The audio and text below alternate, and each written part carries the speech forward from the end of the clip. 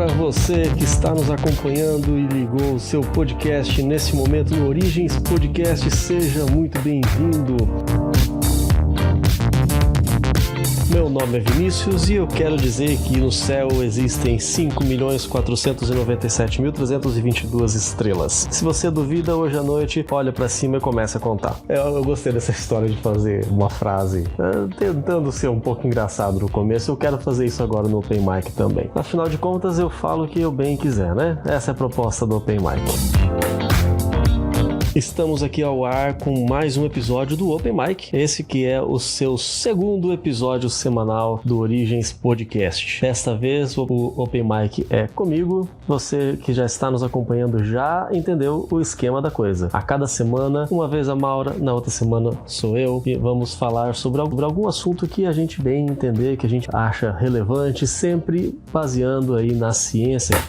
E hoje eu quero comentar com vocês sobre um assunto que eu gosto muito. Vocês já perceberam quando a gente falou naquela minissérie lá sobre a NASA e a conquista espacial, que eu gosto muito de astronomia. Então esse é o assunto que eu vou tratar hoje. Mas primeiro, alguns lembretes fundamentais. Você pode nos encontrar nas redes sociais, Facebook, você nos acha no Instagram, sempre procurando Origens Podcast. Tá fácil de encontrar a gente lá. E você ouve esse podcast em todas as plataformas, no Spotify, no Deezer, você ouve no YouTube também. Tem gente que gosta de colocar lá acelerado para ouvir em menos tempo, não tem problema, o importante é você ouvir. Você consegue ouvir a gente também no Google Podcasts, no Apple Podcasts, no Anchor, enfim, quase praticamente tudo que é plataforma você consegue achar a gente. Você pode também conversar com a gente, sugerir temas, você pode dizer o que você acha, pode comentar nos posts, você pode entrar em contato pelo direct, pelo Messenger, você pode marcar lá a hashtag Origens Responde e você pode também mandar um e-mail para origenspodcast@gmail.com. Manda lá o seu abraço, manda o seu alô, diga de onde você está ouvindo, qual é a sua dúvida, qual é a sua sugestão e a gente vai entrar em contato de volta e nós vamos conversar com vocês também.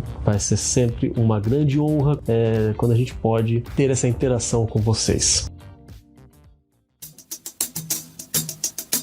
Pois bem, o título do programa de hoje é Uma Estrela na UTI, porque tem uma estrela na UTI, será que ela está morrendo? Bom, eu vou falar sobre a estrela conhecida por Betelgeuse. Há alguns meses atrás, essa estrela esteve em destaque em vários noticiários. Todo mundo que conhece alguma coisa sobre astronomia, ou pelo menos é um pouquinho curioso, ouviu falar que a estrela Betelgeuse estava para morrer. Pois é, hoje nós vamos entender um pouquinho mais como é que funciona isso. Se você curte bastante o assunto, tenho certeza que você vai gostar desse podcast. Essa estrela Betelgeuse, ela é uma das maiores já encontradas, e aqui eu já vou começar a colocar uma lista de aspectos interessantes, curiosidades sobre essa estrela. Ela é uma estrela chamada de supergigante, não é à toa, ela é enorme, e ela é uma supergigante vermelha, porque, vejam só, olha que coisa interessante, ela é vermelha.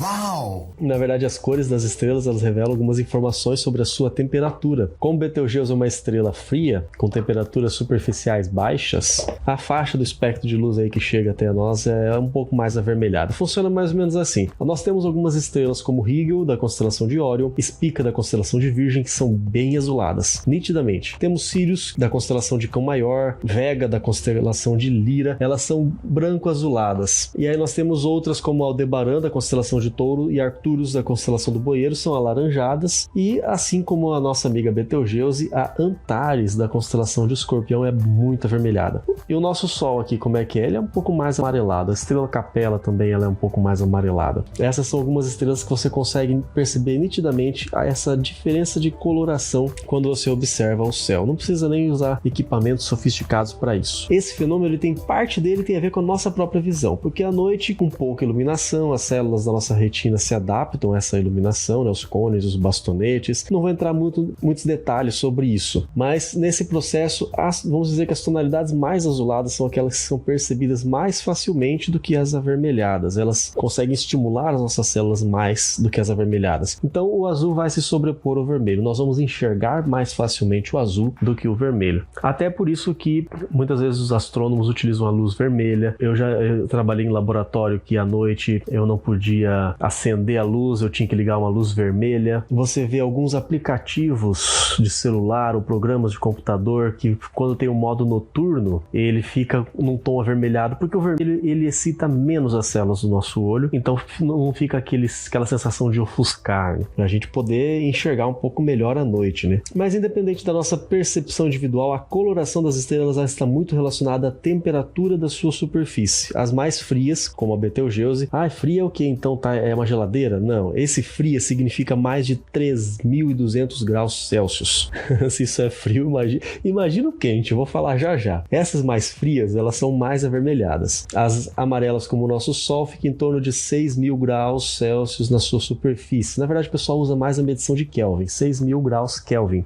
Aliás, 6.000 Kelvin. Grau você usa para Celsius e Fahrenheit. A temperatura de 0 graus Celsius é 275 Kelvin. Então, só jogar 275 para cima. Nosso Sol aí na superfície fica em torno de 6.275 graus Celsius. As azuladas, então, elas vão ultrapassar os 10.000 graus Celsius na superfície. Aí você vai dizer que tem uma estrela quente. E quanto maior a temperatura, a energia liberada ela passa a ser emitida em comprimentos de onda mais curtos, mais próximos ali do azul. Você deve lembrar que o comprimento de onda determina a cor ali da luz visível quando a gente enxerga ou quando a gente não enxerga. Se for ainda mais curto, aí vai pro ultravioleta. Se for mais comprido do que o vermelho, vai para as ondas infravermelhas e por aí vai. Então, quanto maior a temperatura, os comprimentos de onda elas são mais próximos ali do azul. Por isso que dos 3 aos 4.000 graus, a maior parte da energia liberada está lá no comprimento de onda próximo à luz vermelha. Então a gente vai observar a coloração vermelha. Por outro lado, aquelas acima de 10.000 graus, a maior parte da energia liberada já está lá nos comprimentos de onda próximo à luz visível do azul. E a temperatura da Betelgeuse é aproximadamente 3.600 Kelvin, ou 3.875 graus Celsius. Logo, vai ser avermelhada. Então aqui já fica a curiosidade. Quando você olhar para o céu e ver Betelgeuse, você fala assim, essa ali é uma estrela bem fria. Mas não chega muito perto, porque esse frio significa muito quente pra gente. Se você quer localizar Betelgeuse, ela fica no ombro direito do caçador Orion, a constelação, uma das constelações que mais espaço ocupa no nosso céu. Essa é uma relativamente fácil de você achar de noite. O pessoal gosta de ficar brincando de achar as Três Marias à noite. Pois bem, achou as Três Marias, que na verdade os seus nomes são Mintaka, Aunitak e Aunilan. Algumas delas estão bem longe, a mais de 1.000 anos-luz de distância da Terra. Ao redor dessas Três Marias, você traça ali um quadrado aproximadamente, um retângulo, né? Porque não é lados iguais. Um retângulo imaginável com 4 outras estrelas bem brilhantes. Ali você vai ter Rigel, você vai ter Saiph, você vai ter Bellatrix e você vai ter Betelgeuse. Betelgeuse seria o ombro direito. Quando você usa um pouquinho de imaginação, porque para você observar estrelas você tem que ter muita paixão, com certeza, e bastante criatividade e imaginação, porque alguém olhou para aquilo lá e falou, isso aqui é um caçador, ou isso aqui é um gigante.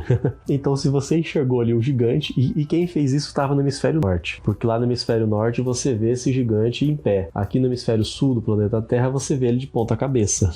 Então a gente vai enxergar um pouco diferente. Esse gigante não vai parecer bem o gigante, mas se você tem aquela criatividade, aquela imaginação e você enxergar o gigante, a estrela que marca ali o ombro direito é essa vermelhadinha, a Betelgeuse, a nossa amiga do assunto de hoje. Na verdade, todas as medidas que a gente fala sobre Betelgeuse, elas são aproximadas. A maioria das estrelas, né? Vamos baixar a real aqui. Essas estrelas, tudo a gente vai falar aproximado. Tem aproximadamente tantos a tantos, sei lá, o tamanho, massa, porque é difícil da gente medir algo que está muito longe da gente. E Betelgeuse, em particular, ela é muito imprevisível. Ela tem ciclos de expansão e contração, então ela aumenta, ela diminui, ela oscila a sua luminosidade de tempos em tempos, então fica difícil de você ter uma medida exata ali. Por isso a gente fala sempre em média, mas algumas estimativas colocam o tamanho da Betelgeuse como aproximadamente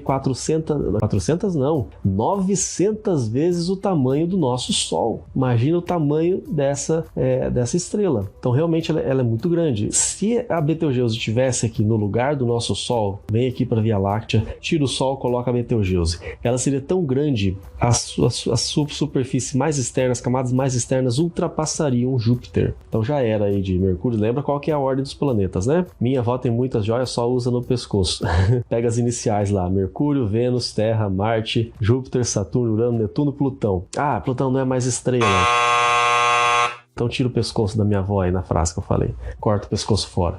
Na verdade, Plutão tá lá, viu? Plutão, rebaixaram ele, mas ele continua lá. Dá pra usar essa frase que eu aprendi quando era criança, dá pra usar até hoje pra você saber a sequência dos planetas, a ordem deles, né? A partir do Sol. Então você coloca Betelgeuse no lugar do nosso Sol, ele engole Mercúrio, Vênus, a Terra, Marte e Júpiter. Saturno escapa. Saturno em diante escapa, mas e ele vai passar a ficar muito perto do Sol, né? Com certeza ia ter uma transformação muito grande. Sem contar as implicações de um corpo extremamente maior do que o Sol, toda a variação da gravidade que ia ter, enfim. De qualquer forma, a gente estaria engolido, seria uma tragédia muito grande. Betelgeuse, quando a gente olha no céu à noite, ela é a 9ª estrela mais brilhante do céu. Como ela oscila, às vezes ela chega a ser a 7ª, às vezes ela volta para a 9ª. Olhando aqui a partir da superfície da Terra, né? E outra curiosidade é que ela gira muito devagar, ela leva cerca de 30 anos terrestres para completar uma única rotação. É o que a gente falaria de dia, né? O dia na Terra é quando a Terra gira uma volta em torno do seu próprio eixo. Esse mesmo período para Betelgeuse dura o tempo equivalente a 30 anos terrestres. Que é uma comparação, o nosso Sol ele rotaciona uma vez por mês. Betelgeuse demora 30 anos para dar uma volta. Já quanto à distância, também há divergências na sua medição. Alguns colocam aí entre 640 anos-luz, outros falam 725 anos-luz. Eu encontrei mais fontes dizendo 725 anos-luz da Terra, então eu vou usar isso como parâmetro para esse episódio de hoje. 725 anos-luz da Terra.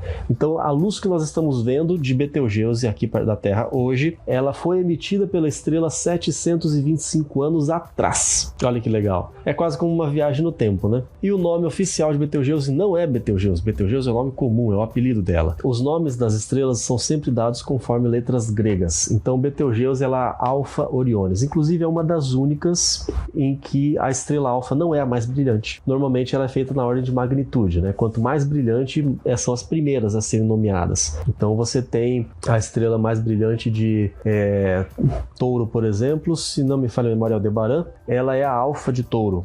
A estrela mais brilhante do Cruzeiro do Sul é a Alfa Crucis. Eu tô falando isso fora do meu roteiro, então se eu me confundir aqui, vocês me perdoem. E a Alfa Orionis, ou Alfa da constelação de Órion, é Betelgeuse. Porém, a mais brilhante é Rigel, que é Beta Orionis. É uma das poucas exceções. O nome Betelgeuse mesmo, ele vem do árabe, e aí passou por ali algumas corruptelas durante a sua história, especialmente para traduzir aí para o português, até que ela virou Betelgeuse. Mas o próprio significado da palavra não é bem um consenso. O que mais se aceita como verdade é que vem do árabe de uma sequência de palavras que significam a mão do guerreiro do centro, porque talvez seja ali a maneira como eles enxergavam as constelações naquela época, e Órion é um guerreiro, representa um guerreiro, um gigante. Em várias mitologias antigas você tem Órion representando ali um guerreiro, um grande dominador, um conquistador, um gigante.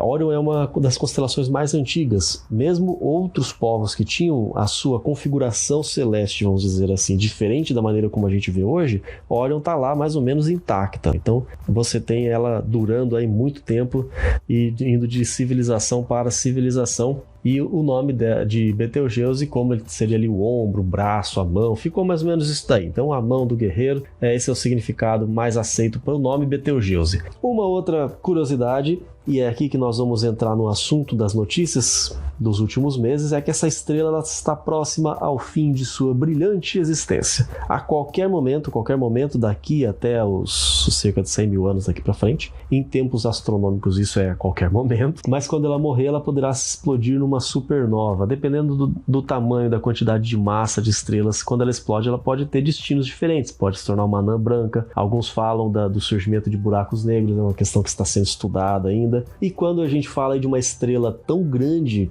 com tanta massa quanto Betelgeuse, quando ela explodir, ela deve se tornar uma supernova. Essa explosão ela pode ser tão magnífica, liberar tanta energia, tanta luz, que você pode ver ela em pleno dia, e à noite ela pode fazer concorrência aí para uma lua, viu? Para nossa lua. Pode brilhar talvez até mais, alguns falam. Tamanha a quantidade de luz emitida. Assim como muitas outras estrelas, o núcleo da estrela alfa de Órion é composto por hidrogênio e hélio, gases combustíveis, né? O brilho é derivado da queima desses combustíveis. Logo, quando acaba o combustível, acaba a estrela. O raciocínio é simples, né? Mais ou menos. mais ou menos, né? Na verdade é um pouquinho mais complexo que isso. Mas a gente fala então de uma quantidade colossal de matéria sendo queimada, liberando energia luminosa, energia térmica para o espaço inteiro. E aí nós temos que ter em mente outra questão importantíssima, que é a atração da gravidade. Quanto mais massa, mais gravidade. É isso que o Newton conseguiu lá descobrir e colocou na sua equação. Quanto mais massa um corpo tem, maior é a atração da gravidade. Quanto mais próximo está um corpo do outro, maior é a atração da gravidade.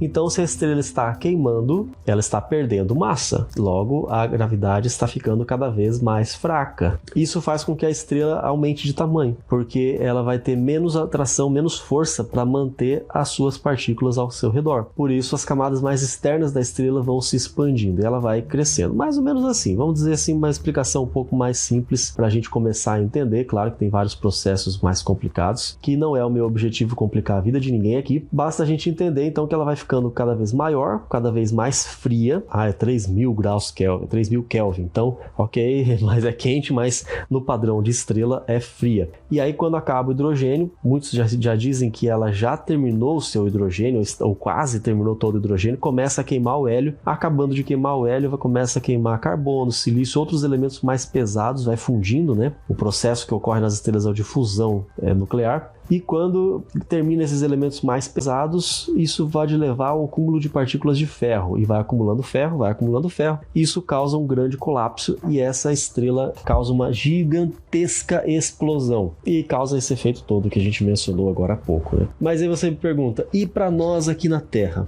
Qual é o problema que isso pode causar? Será que a gente pode ser afetado pela onda de choque da explosão? Vai vir radiação? Vai mexer com a camada de ozônio? Vai interferir a temperatura da Terra? Tudo isso poderia acontecer, mas podem ficar tranquilo, porque Betelgeuse está longe demais. Lembra que eu falei 725 anos-luz de distância? É bastante coisa. Então fique tranquilo, a onda de choque não chega até aqui. A radiação ou interferências na nossa atmosfera ou na temperatura da Terra, isso realmente é algo muito improvável de acontecer. E mesmo que aconteça, mesmo que alguma interferência dessa possa vir a acontecer, em 2016 a revista Astrophysical publicou um artigo em que eles estimaram que seriam necessários 6 milhões de anos para que essa onda de choque ou os detritos dessa explosão da Betelgeuse chegasse até o sistema solar. Alguns dizem que a Terra nem existirá em todo esse tempo, mas pelo menos eu que estou aqui produzindo esse programa e você que está nos ouvindo, não estaremos aí para poder presenciar essa interferência. Mas sim, seria um espetáculo tremendo para quem gosta de observar as estrelas, as nebulosas. Às vezes a imagem que fica no espaço depois da explosão de uma supernova, de uma estrela formando uma supernova, é algo extremamente bonito de você observar. Então, o espetáculo, sem dúvida, vai ser muito bom. O que mais as pessoas estão ansiosas para estudar e para aprender quando acontecer esse tipo de evento é para poder compreender melhor como é que a estrela nasce, como é que é o ciclo de vida da estrela, porque ela tem um ciclo, ela surge, ela vive, ela morre. Hoje nós temos raros casos documentados, muito poucos, questão de 2, 3 casos ali documentados de supernovas que aconteceram. Um foi lá atrás com Kepler, outro um pouco mais recente, no último século, mas nada que a gente pôde, né, estudar com os equipamentos avançados de hoje, né? Então, se a estrela Betelgeuse explodisse, isso causaria aí um alvoroço gigantesco na comunidade científica para poder compreender como é que funciona esse processo. E aí você pergunta, eu vi, Vinícius, nos últimos meses de 2019, comecinho de 2020, um monte de notícia falando que Betelgeuse ia explodir. Pois é, agora eu vou chegar aqui no ápice desse programa, porque realmente essas notícias elas aconteceram por causa da redução do brilho da estrela Betelgeuse. O brilho ele ficou muito mais fraco. A estrela, lembra que eu mencionei agora há pouco, ela é a 9ª estrela mais brilhante do nosso céu. De repente ela parece bem mais fraquinha. O pessoal ficou todo assustado. O recorde foi em fevereiro desse ano, 2020. Betelgeuse ficou com uma luminosidade, a menor luminosidade em 50 anos de estudo. Aí cerca de 25% menos do que é comum você observar. Mesmo nas suas oscilações, mais ou menos luz, ela nunca chega a ficar tão baixa assim. E dessa vez deixou todo mundo realmente os astrônomos, os pesquisadores, os curiosos em estado de alerta, esperando, como já se sabe que ela vai explodir a qualquer momento, né? Vai que é agora. Mas aí você me pergunta, se a estrela vai explodir, libera uma quantidade absurda de luz que a gente vai ver durante o dia, por que a comunidade científica se incomoda quando a luminosidade diminui?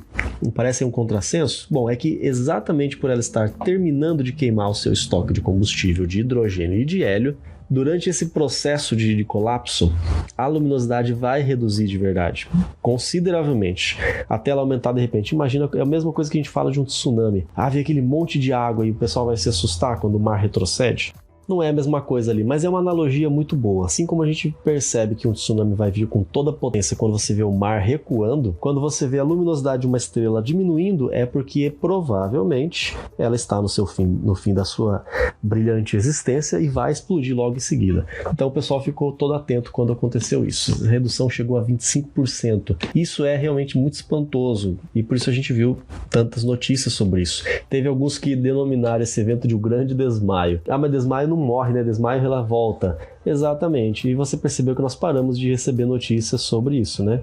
É porque, de repente, olha só que coisa, ela voltou ao normal. A estrela decidiu que não vai explodir coisa nenhuma. Se ela não vai explodir, o que aconteceu para ela ter uma redução tão drástica? E aí a gente recorre ao nosso amigo o telescópio Hubble, e ele nos deu a seguinte resposta, que o pessoal já estava estudando, né? O Hubble já estava apontado para Betelgeuse, porque os pesquisadores estavam estudando os comportamentos da estrela. O Hubble percebeu, registrou as imagens ali, estudando principalmente ali nos espectros ultravioleta, e a gente percebeu que não foi nada de combustível, não se apagou, não ficou cansada, não teve um encontro com Thanos, não foi nada disso. Na verdade é que uma grande massa da estrela foi liberada, a liberação daqueles gases, né? Ela tá queimando, né? Tá explodindo de vez em quando, tem lá uma liberação um pouco mais forte. Um material em grande quantidade, maior que o normal, mais quente, muito brilhante, foi liberado, e aí conforme ele vai atravessando as camadas mais frias da estrela e liberando para o espaço na direção da Terra, por isso a gente pôde observar esse fenômeno, ele foi se esfriando, ele acabou formando grãos de poeira. Isso se agrupou numa gigantesca nuvem e nublou um pouquinho a nossa visão. Na verdade foi isso que aconteceu, o material liberado pela própria estrela que se granulou, formou ali uma nuvem, obscureceu um pouco a nossa visão. Como está vindo na direção da Terra, tampou mais ou menos ali 1/4 da superfície da estrela. E como eu mencionei agora há pouco, o mais legal é isso, é uma viagem no tempo, porque como Betelgeuse está a cerca de 725 anos-luz da Terra, essa explosão chegou agora pra gente, as imagens dela, mas ela, na verdade, essa nuvem de poeira, ela se formou por volta de 1300 depois de Cristo. Já fazem 725 anos que aconteceu esse evento e nós estamos observando agora. Quem sabe essa estrela nem exista mais, né? De lá para cá ela já explodiu e a gente só vai ficar sabendo quando essa informação chegar para nós aqui. É pior do que aquele lag de notícias que a gente vê às vezes no telejornal, né? E nesse espírito, bem amigos... de novo, moto. Bem amigos do Origens Podcast, nesse espírito aí televisível do atraso das informações que chegam até nós, agora você até pode achar que já sabe tudo sobre a estrela alfa da constelação de Órion, mas pense de novo, porque esse ciclo de mais ou menos brilho, sobe, desce, acende, apaga, diminui, aumenta, era esperado que essa estrela diminuísse um pouco a luminosidade em abril do ano que vem, em 2021. Aí ela teve essa redução, aumentou, e agora, entre maio e julho desse ano, ela escureceu um pouquinho de novo. É uma estrela fascinante, achar a localização dela no céu, comparar, identificar outras estrelas, é um assunto que, para mim, Vinícius, interessa demais. Eu sou fascinado por isso. Tenho aqui meu telescópio aqui em casa, de vez em quando eu dou uma olhada, gosto de às vezes longe da cidade para observar, que a gente consegue ver melhor sem poluição luminosa. Eu acho realmente fascinante, e essa estrela Betelgeuse vai continuar deixando a gente com o coração na mão, vai continuar deixando a gente super curioso com o que está acontecendo, porque é uma estrela realmente imprevisível, e quem sabe aí que outras curiosidades, que outras novidades ela vai proporcionar para a gente, né?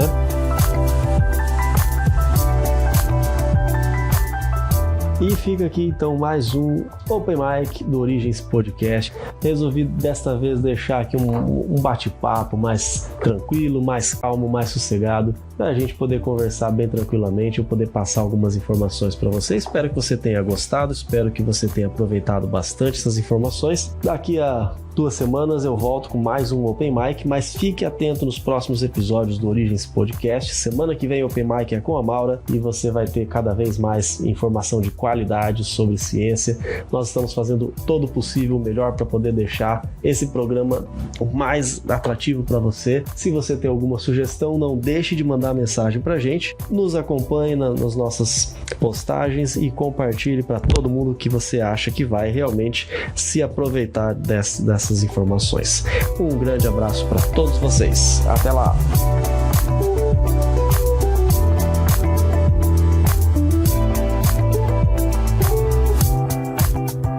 Vou repetir de novo porque tem uma moto passando. Aqui o lugar onde a gente grava é o máximo. Essa parte aqui pode até pôr no finalzinho lá na falha nossa, porque onde a gente grava eu tenho que repetir várias vezes alguma fala, porque passam as motos aqui atrás da janela do meu quarto e não sou eu que peço iFood, mas acho que todos os meus vizinhos pedem, porque passa cada moto fazendo um barulho que nem louco aqui na janela e aí a gente tem que repetir, porque senão vocês vão ficar ouvindo essas motos aí o tempo inteiro, né? Ó, contribuam com a gente, viu? Nós não temos patrocínio, nós não temos doações, contribuam pra gente de repente conseguir condições de criar um estúdio, fazer um negócio com mais qualidade, que é pra vocês mesmo que a gente faz isso com todo amor e carinho, e aí vem uns motoqueiros que atrapalham a nossa vida, mas vamos lá.